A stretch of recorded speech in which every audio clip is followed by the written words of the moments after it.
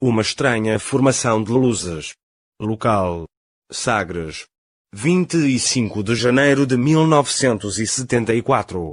A tripulação de um aparelho da companhia portuguesa TAP, um Boeing 707, na rota Lisboa-Cabo Verde-Las Palmas, sobrevoava a zona de Sagres na ponta sudoeste de Portugal continental, quando o comandante Rodrigo Freitas foi alertado por Francisco Duarte, o mecânico de voo, da existência de luzes estranhas à frente do avião. O Sr. Freitas disse que eram 5 luzes ou objetos, formando um bloco central. 2 das luzes estavam a girar. O fenómeno deixou um rastro visível. O evento aconteceu a cerca de 130 km do avião, e numa altura em que o Boeing voava a uma velocidade de 900 km/h. O Boeing voava a 5.700 metros do solo, enquanto que os objetos ou luzes foram reportados a 4.800 metros de altitude. O comandante tentou saber se mais alguém de outro avião tinha avistado o fenómeno. Foi então informado que a tripulação de um avião das linhas aéreas da África do Sul também observou o mesmo fenómeno 40 minutos antes.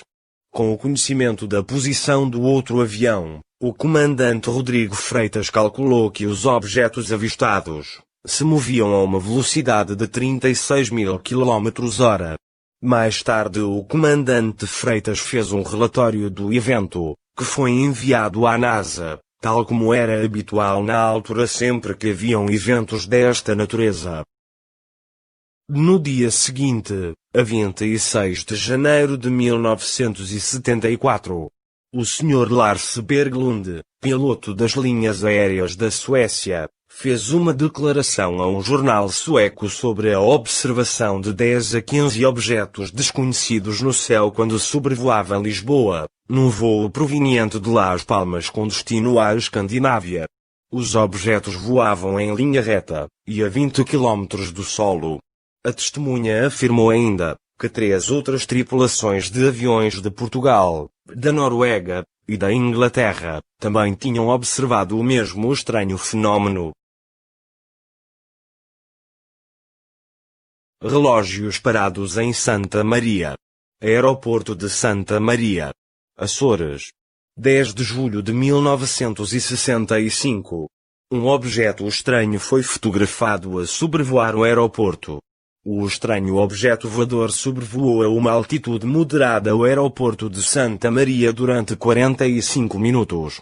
O insólito foi captado em fotografia e notícia no então vespertino Diário de Notícias, que escreveu que um objeto de forma cilíndrica e cor branca se movia vagarosamente no sentido norte-oeste, e a uma altitude aproximada de 800 a 1.000 metros. No mesmo dia foi confirmado que os serviços meteorológicos dos Açores não lançaram qualquer balão-sonda no dia em questão, e que os relógios eletromagnéticos do aeroporto estiveram parados entre as 15 horas e as 15h45, o período em que o aparelho pôde ser avistado no céu límpido e em excelentes condições de visibilidade. O avistamento foi testemunhado por várias pessoas no local. Um deles foi António Loureiro, a primeira pessoa a notar a presença do objeto, e correspondente da agência noticiosa governamental ANI. Todos os relógios existentes no aeroporto são comandados por um dispositivo eletromagnético central, revelou o jornalista, confirmando que os técnicos do aeroporto de Santa Maria ficaram surpreendidos pelo facto de todos os relógios terem voltado a funcionar minutos depois de se terem imobilizado. O objeto, que quase foi seguido por um avião da Companhia Açoriana de Transportes, desapareceu antes que a aeronave tivesse alcançado a altitude suficiente para o observar de perto, mas o objeto parecia seguir uma rota pré-determinada, e aparentava deslocar-se pelos seus próprios meios. Em rota de colisão. Local: Aeroporto da Portela, Lisboa. 22 de setembro de 1976. 2 horas e 10 minutos. Um Boeing 707 da companhia portuguesa TAP com 101 passageiros a bordo e um objeto não identificado, estiveram muito perto de uma colisão.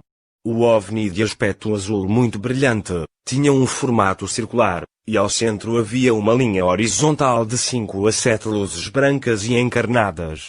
Vamos bater, pensou o copiloto Pinto no momento em que guinou bruscamente o aparelho. O comandante Eloy Weigert, que verificava os instrumentos, ao ser surpreendido pela manobra olhou para cima, mesmo a tempo de ver o objeto à frente do avião. Estava tão perto que ocupava quase todo o campo de visão do cockpit e libertava o que aparentavam ser chamas ou faíscas. Os restantes membros da tripulação e também o controlador de tráfego aéreo, ficaram incrédulos com o extraordinário encontro, que aconteceu pouco tempo depois de o avião ter levantado voo de Lisboa com destino à África do Sul.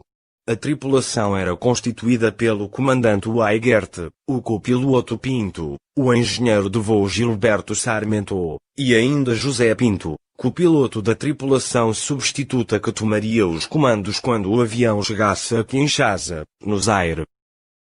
José Pinto relatou assim: eu estava sentado logo atrás do comandante, no lado esquerdo do cockpit. E quando atingimos os 4.000 pés de altitude, cerca de 1.220 metros, eu vi através da janela no lado direito do avião o objeto, que ao aproximar-se de nós libertou como numa explosão luzes brancas e encarnadas, provocando um enorme clarão.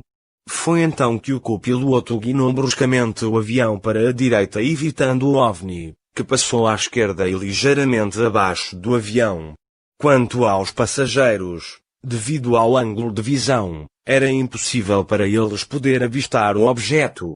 Momentos depois deste encontro, um outro Boeing 707 da TAP, a cerca de 965 km este, também reportou um estranho avistamento. Manuel Aleixo, o copiloto do Boeing 707 relatou assim: voávamos a 10.000 metros de altitude, e eram 2 horas e 15 minutos, quando avistámos uma luz muito brilhante abaixo do nosso avião. Deslocava-se a grande velocidade, e desapareceu em poucos segundos. Não aparentava ser um avião ou um meteorito. E na altura ainda não sabíamos que outro avião tinha avistado o OVNI. Mas no cockpit até nos rimos porque tínhamos acabado de avistar um OVNI.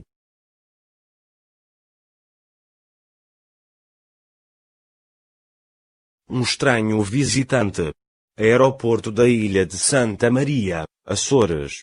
21 de setembro de 1954. O relógio marcava 22 horas e 45 minutos quando o Sr. Monteiro, guarda do aeroporto, foi alertado para um zumbido, semelhante ao do vento quando passa pelos fios telefônicos. Foi então que, para sua surpresa, um objeto voador se aproximou. Tinha um formato oblongo com 3 metros de comprimento e 1,5 metros de altura e de aparência azul metálica. Na parte da frente havia uma secção transparente também azulada. Era onde estava o piloto. O objeto tinha na parte de baixo 4 apêndices, 2 em cada uma das extremidades. Cada apêndice tinha uma espécie de antena paralela ao objeto. Na frente havia uma luz laranja. O objeto fez uma aproximação com a frente ligeiramente mais baixa, baixando até cerca de 10 metros de onde estava o Sr. Monteiro, nivelou e ficou a pairar a poucos centímetros do solo. Não tinha trem de aterragem. Foi então que um homem louro de 1,80 m aproximadamente, saiu do objeto e acercou-se do guarda, disse-lhe algo, mas o Sr. Monteiro não entendeu a linguagem. A tentativa de comunicação ainda durou 2 a 3 minutos, sendo interrompida pela aproximação de um automóvel. Então o homem louro deu umas palmadinhas no ombro do guarda e regressou ao objeto, sentou-se, apertou o cinto de segurança, ascendeu na vertical e acelerou rapidamente pelo céu noturno, desaparecendo na escuridão. De referir ainda, que nenhum balão meteorológico foi lançado na data e hora deste evento.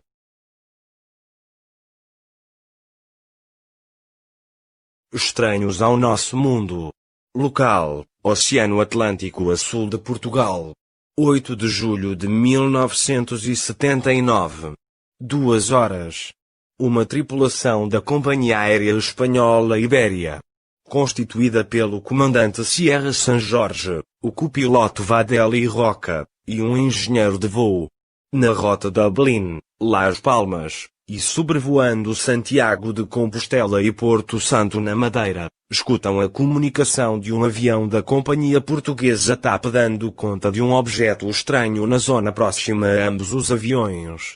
Os pilotos espanhóis que voavam a 11.000 metros de altitude, observam então na mesma rota e abaixo deles, uma formação de 8 luzes em 2 esquadrilhas de 4, de cor laranja e à esquerda do avião. Por vezes emitiam tanta luz que aparentavam ser uma só sobre o oceano.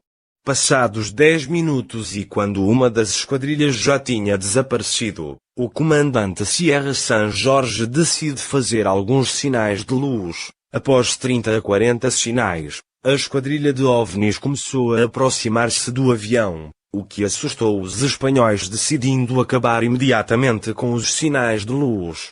Esta ação fez com que o OVNI abortasse a aproximação, descendo até ao nível do mar e iluminando o oceano à sua passagem. Por vezes subia até ao nível do avião, para imediatamente baixar de novo até ao mar. A esquadrilha OVNI voava à mesma velocidade do avião, a 8 milhas por minuto, acompanhando-o por cerca de 40 minutos, até que desapareceu a umas 100 milhas de Porto Santo. Mais tarde, o comandante San Jorge afirmou que tanto a tripulação espanhola como a portuguesa confirmam o avistamento, afirmando que não eram aeronaves de nenhum tipo conhecido, mas sim artefactos estranhos ao nosso mundo.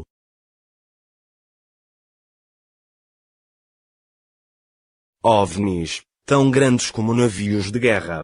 Local: costa oeste de Portugal. 30 de julho de 1976. Eram 21 horas, um avião da British Airways, um Trident II, na rota Londres-Lisboa-Faro, voava a 64 km a sul de Lisboa quando o comandante, o Sr. Dennis Wood, ouviu uma comunicação do controle de Lisboa para com a tripulação de um avião Tristar, pedindo confirmação visual de um objeto não identificado na área próxima a ambos os aviões. Imediatamente o Tristar confirmou o avistamento do OVNI. A tripulação do Trident II que voava logo acima do Tristar também o confirmou. A 7 km à esquerda do avião estava simplesmente parado no céu um objeto desconhecido. Era uma esfera de aspecto metálico e muito brilhante.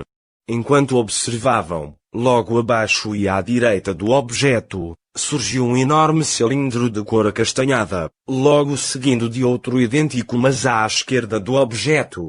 Estes dois objetos surgiram simplesmente do nada, e eram enormes, do tamanho de navios de guerra. Entretanto, o comandante Wood notificou os passageiros para que olhassem para a janela do lado esquerdo do avião, para que pudessem observar um OVNI. Apesar de serem 21 horas, era verão e a visibilidade ainda era relativamente boa, portanto pelo menos metade dos passageiros puderam observar o OVNI. Um terceiro avião, um Boeing 727 da companhia portuguesa TAP, também confirmou o OVNI ao controle de Lisboa. O avistamento durou cerca de 8 minutos. Após aterrar em Faro e desembarcar os passageiros, o Trident II iniciou a viagem de regresso a Londres. Então, quando atingiram os 9.450 metros de altitude, o comandante Dennis Wood direcionou o radar para a área de onde tinham avistado antes os objetos, captando ainda por 3 ocasiões um grande sinal de retorno. Mas apesar de terem até desligado as luzes da cabine para uma melhor visibilidade, já não voltaram a avistar os enormes objetos não identificados.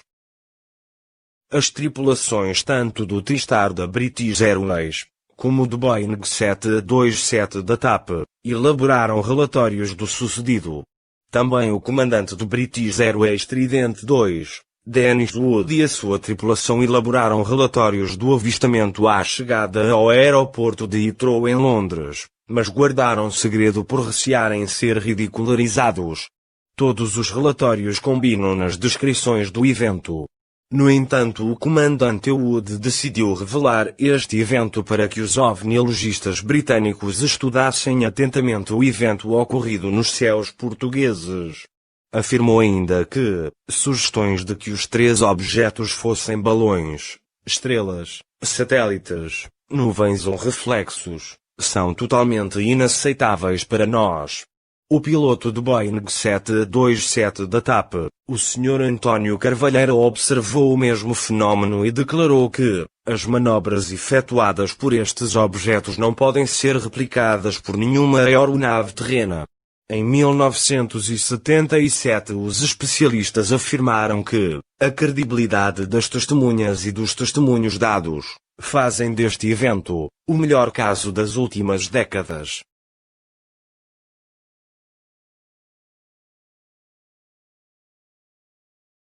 Captain Dennis Wood of British Airways European Division is going through his pre-flight checks at Edinburgh Airport. There's every reason to suppose that the flight that follows will be routine in every way, at least let's hope so. But last summer, Captain Wood and his crew had a most non-routine experience as he flew a load of holidaymakers to Portugal on board a Trident. From our Edinburgh studio this morning, he told me what happened. We were proceeding down to Faro in southern Portugal at 29,000 feet. 8 o'clock in the evening it was, and daylight. The ground was visibly clear, and there was no cloud at all. The sun was low on the horizon in the west, and Lisbon Air Traffic Control called us and said that they'd had a report of a UFO in the area, and could we confirm? And we looked out of the windows on the right-hand side, looking toward the west, and there was this very large, bright, round object, incredibly bright, white light, emitting its own light, sitting there over the sea. Did it have any apparent motion? No, it was stationary. And have you any idea how far away from you it was, or how big it was? No way of knowing that, in fact, at all. And who saw this from your flight deck? Well, we all saw it straight away, and a TriStar that in fact was above us at 33,000 feet, they saw it as well.